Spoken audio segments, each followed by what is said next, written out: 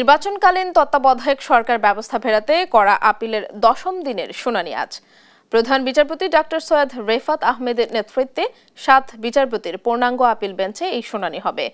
এর আগে গত 6 নভেম্বর আদালতের রাষ্ট্রপক্ষে শুনানি শেষ করেন অ্যাটর্নি জেনারেল মোহাম্মদ আসাদুজ্জামান।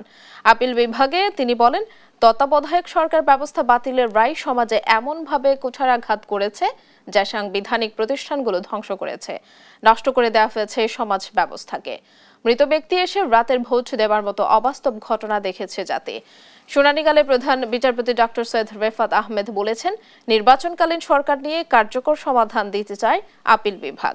তত্ত্বাবধায়ক সরকার ব্যবস্থা ফেরাতে আপিল বিভাগে 2024 সালের 27 আগস্ট প্রথম আবেদন করেন সুজন সম্পাদক বদিউল আলম মজুমদার সহ 5 জন বিশিষ্ট ব্যক্তি।